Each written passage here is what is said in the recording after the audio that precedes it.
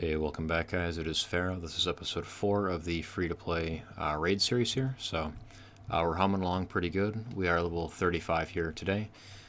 We do have something to show here. So this was the beginner tournament. I was able to get about 2,000 points or more, I think, today. So this was from clearing the potion keeps to 10 on everything other than spirit. I got to 8 on there. Dragons and Fire Knight, I did 8, Dragons I did 10, Ice Golem I did 10, Spiders I did 4. Didn't really push Spider, or try to, or whatever. And then clearing everything through Brutal. You don't have to 3-star everything in Brutal, you just have to clear everything and you get all the points for it. So yeah, I was able to get 6,716 points, so that's like double. That's like pretty much double the best I've ever done. So these super raids are absolutely outstanding that they're giving now. You can progress so much faster off of these. It's insane. And then here we've got the shard, of course, for winning. I noticed this guy seemed to be doing, I don't know if he's re-rolling or what's going on here, but I thought this was interesting. X fresh 1, X fresh 2. So I'm guessing this was a re-roll because the dude did not get any points.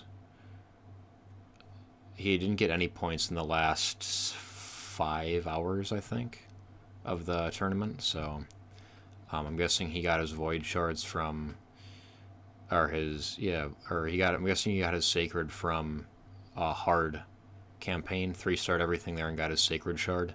Tossed him and didn't get anything he wanted on the 1x1, the 1+1 event, and just tossed the accounts. Maybe, I'm not sure, but yeah, that's my theory there at least.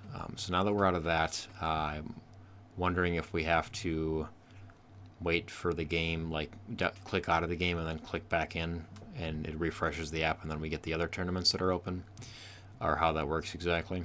But yeah, so I mean, yeah, we're doing good there. Did good there.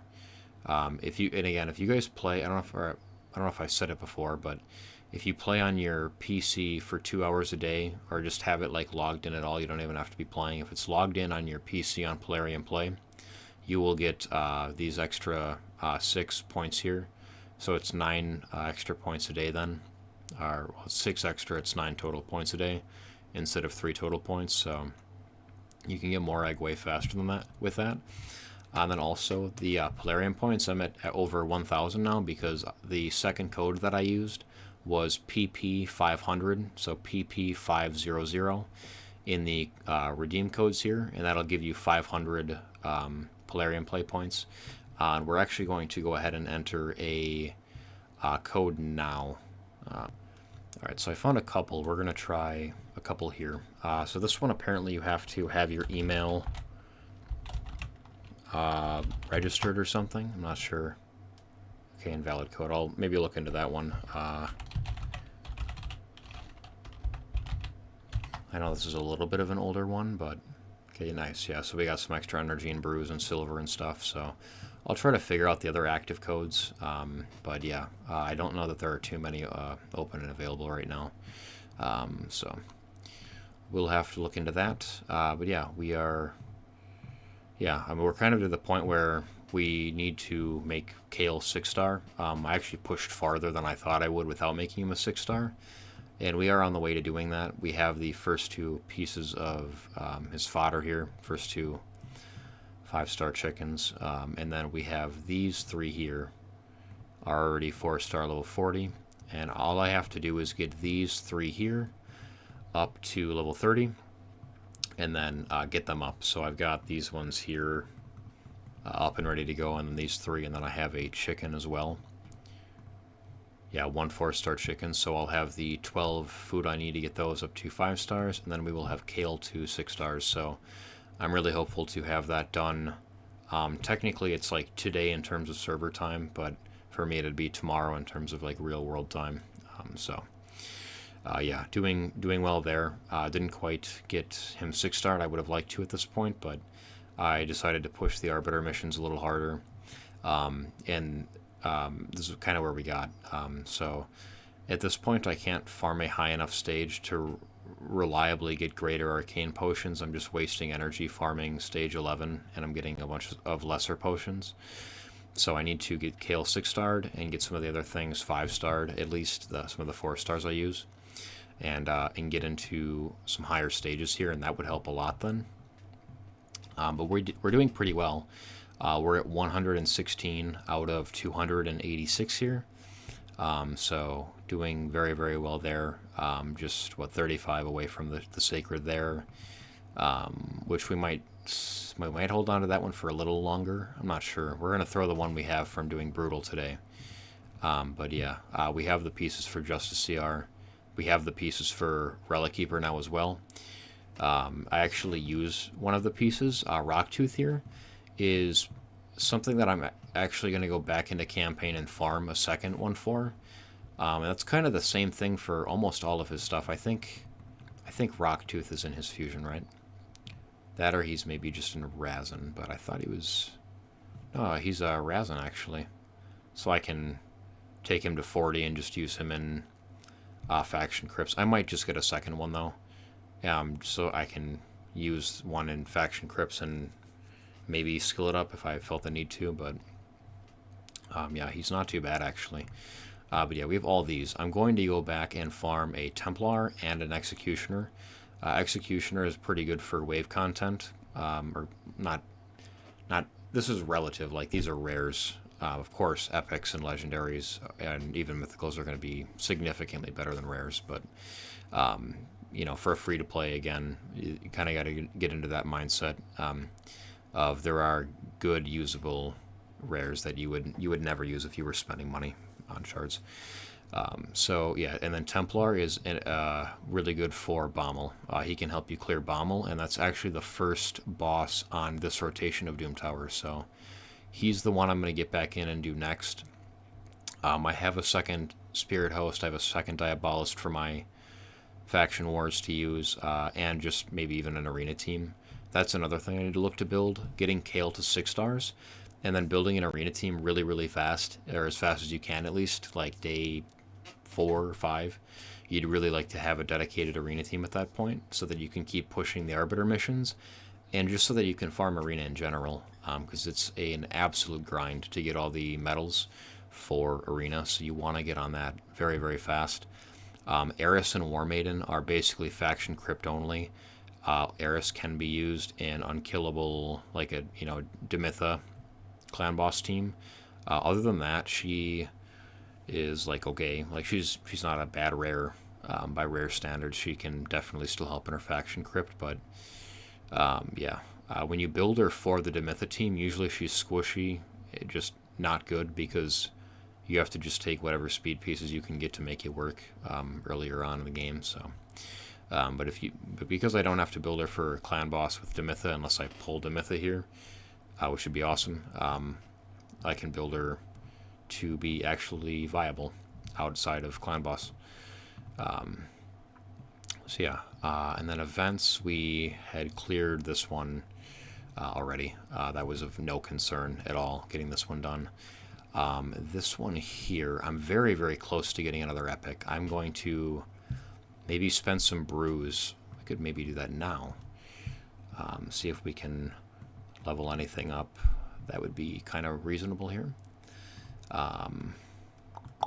Saurus is another 2-star I'll be using, another uncommon. I think in the next episode, episode 5, I'm going to try to compile a list of uncommons that I intend to use for the series. Things that I think will go well. And then maybe we end up not using some, maybe we end up using 1 or 2 others I hadn't mentioned, but I'm going to try to get those together. And then we should talk about setting some goals today as well for the challenge. I meant to do that in the first episode, and then I get sidetracked with all things raid. So yeah, I will. Well, we're going to talk about that here now. I gotta pick these though. I get these together, that goes to 19. This is a good thing to do for getting your first 6-star, using your brews to intelligently level things up. You don't want to use like 5 on these, because if you look at it at full caps, but then you go to 4, and it's only 8,326 XP left to get here. 6,326, yeah. So I mean, this is just one super raid on hard difficulty for like 12.3 or something. So yeah, very easy to just do that out there. But yeah, you can use these. You can use these brews early on, and try to push harder, faster to get your first 6-star is reasonable. And then what you then do is you just hop in a campaign, like I said, like literally hop in, do hard, then kale, and we'll get back to that. But these should just be one super raid here. Yeah. Anyway, the goals for the account. The first goal would be getting Arbiter done. I'd really like to get Arbiter done in under 2 months. I have not ever gotten even close to that. My main account, Arbiter, took me, almost a year and a half. I was not pushing the Arbiter missions very hard, and one of the massive problems was Arena, just not taking the time to do Arena almost ever. So yeah, getting the 3rd level 10, or no, not the 3rd level 10, just getting 1 level 10 was like a big issue for me to get that done. So took me way, way too long, but I really want to get her in 60 days. I think that's still a very, very fast, but something that I want to try to do, really push to do, and something I'd be pretty proud of pulling off. And she's massive in Arena. She's obviously like one of the best Arena speed leads in the game. Top 5, I would say top 3, but there's other things. I don't know what all the mythicals do, but I have an Arbaeus. She's an amazing speed lead, so on my main account. So I think Arbiter is pretty obviously top 5 though. Great for faction crypts as well, because the high elves kind of suck. They are bad, in my opinion, at least. Yeah, I think the high elves are pretty much horrible. And she's one of the few good ones. So yeah, I think that'd be a good one. I'd like to get faction crypts done in 100 days. I don't know if that's going to be possible. That's going to be pull dependent as well, I think. I know somebody did it in 82, 83 days. Extremely fast, unbelievably fast. Like, didn't even get Dark Aethel from the login champion rewards yet, and already had faction crypts done. And apparently it was free to play too. So that's like where I'm getting the 100 days. I'd like to try to hit that. That is really wild, honestly, to get Lydia in 100 days. It would be totally insane. But that's another one. I'd like to get Drexthar Blood Twin in 120 days. That one is more doable. The issue with him is making sure that I'm online active to claim his piece when it comes off cooldown, because it's a 24-hour cooldown for him from the Tag Team Arena shop. So getting the piece every day at the same time is like the hard part. If I can find a time in the day, and I think I can find a time in the day where I can work that out to make sure that that's happening. But yeah, I'd like to do it in 120 days, because the issue there is never the gold bars, really. Maybe like the first week or two, but like the issue is the reset for his shards. So yeah, getting him, getting Yannicka and Yakarl from the clan shop. I'd like to get them at 180 days. So it takes 20 weeks to get them. You have to get all 5 of their pieces for 20 weeks to max them out. So that's I'm going to try to get that done at 6 months, and that would be pretty fast. That would be a little harder. I'm not good about doing clan quests at all on my main account. Never have been. So getting that done would be that would be kind of a challenge too. I'm trying to challenge myself with the account. So I think getting them in 180 days or 6 months would be really, really good to get them. And then Yakaro's massive for like Fire Knight. Yannicka, you just kind of need her because I think the high elves are horrible. But well, I guess we have to figure. My goal is to get Lydia in 100 days, so I have to try to find a way to beat that faction crypt without her anyway. But I would still pick her up because she'll make the faction a lot easier, even if you beat it beforehand. It's just going to be nice to have her. She's a good AoE attacker. I think she's better than some people give her credit for. I think her damage is better than people talk about, and especially free to play, you don't have too many options, so she's a good one to go for there, I think. And then I didn't say what Drexthar was good for. He's a provoker. He can decrease attack as well and does a bunch of HP burns, so he is good for kind of a lot of areas. Wave content, Hydra, he could be used. His faction crypt obviously could be used.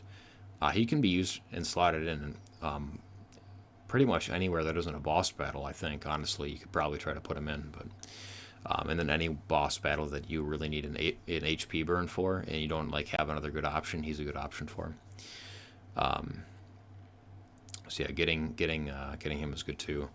But then yeah, beyond that, I mean, it's just those are kind of the big things. I mean, getting the Arbiter missions done, getting faction wars done, and then getting the free legendaries from Tag Team Arena and from the clan shop are quite the undertaking to try to get all that done. But I think that's kind of where I'm at, is I want to try to have this account in a really, really good spot, really good working order, hardcore play after 6 months. And then, again, my intention was to give it away unless I get, like, I'd have to get, like, the craziest stuff on this account for me to not want to give it away, because my main account is just, it's pretty good. I don't have a bunch of Void legendaries on there, but I have 2 mythicals. Hilariously, those are pretty much free to play. Honestly, I've spent almost no money on primals at all. Like, if they're in a pack that I bought, they were just there. They weren't the main attraction for me. So I got pretty much 2 like free to play, which is cool. But yeah, my voids are not the most amazing. But I have other really good normal affinity characters. So anyway, with those goals out of the way, or talked about, or whatever, we can hop into here. Talking about bad high elves, this is not one of them. He is actually really, really good. Would be outstanding for us to pull him for Hydra, so we'll throw him into there. This one, I don't know that this one matters too much between Arnor or Jorgid.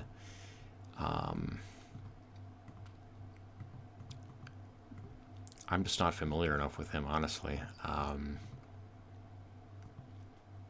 Jorgid the Breaker, I kind of understand a little better.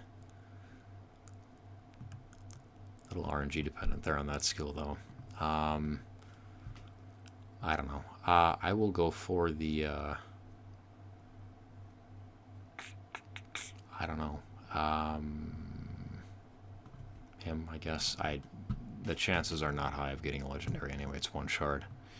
And then here we'll do Thorion again. So I think that was all the shards, though. I just want to make sure we've got everything in here. The dailies are almost done for today, and then I just have to do 1 more daily quest after the next reset, or 1 more daily, like finish the dailies, and we will have our first weekly quest completed and be through there and on our way towards the monthlies. So that's very, very cool there. So let's hop in.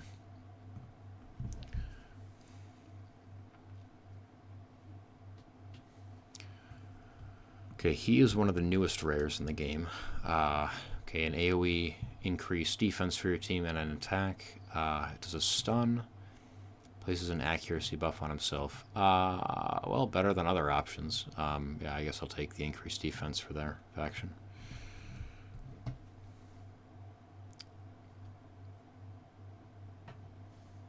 Okay, I know this one is not real exciting either, but kind of does something. Yeah, not amazing. Yeah. Okay, though. we could get like one epic from these, that'd be great. This is a really good one actually. I'm happy about this one. AoE on the first skill for Order and Tribes. I will 100% take that.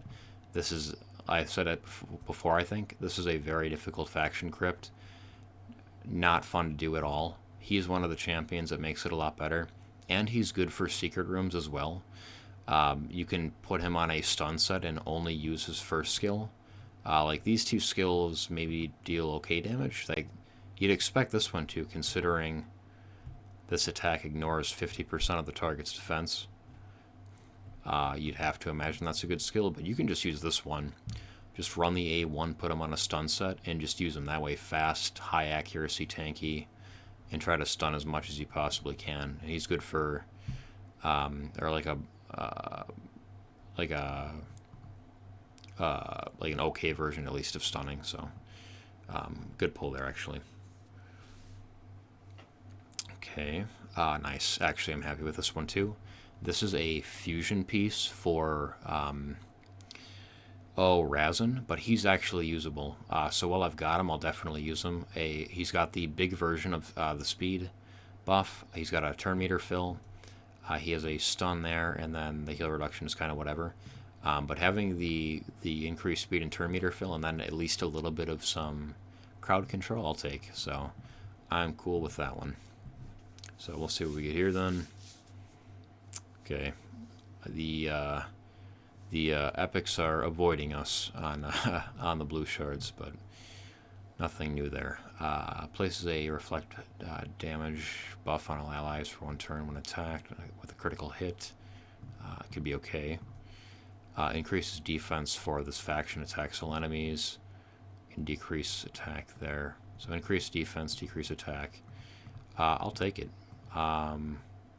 Be nice if it was a faction crypt aura. I'd be really happy then actually, but yeah, I'll take it. We can make that work. I don't think he... Yeah, he does increase crit rate and increase speed, so you could use them together, and they're not doing buffs over each other, and then he does have the faction crypt lead, so yeah, I intend to fuse Broadma. I don't know why you wouldn't. You can get these two from the Tag Team Arena shop, something that you can get, you know, in between getting the Drexthar pieces or whatever, and then you can get Broadma pretty quickly. He's an okay reviver, he's not a great reviver, but it's an okay revive. And then good buffs, turn meter fill here, can even be like used in Arena early on too. So yeah, he is something we will go for sure. And then Relic Keeper is just, normally people kind of throw him away, but he can do pretty good damage. And that's wild.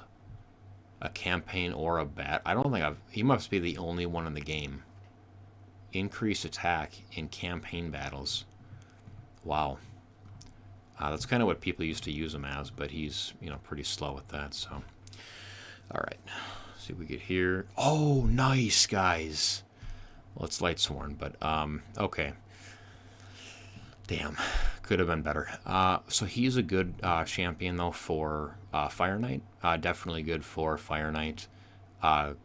So that's where he's going to get used. I don't know if he's getting used anywhere else. Obviously in his faction crypt he'll get used, but I think he's kind of a Fire Knight guy.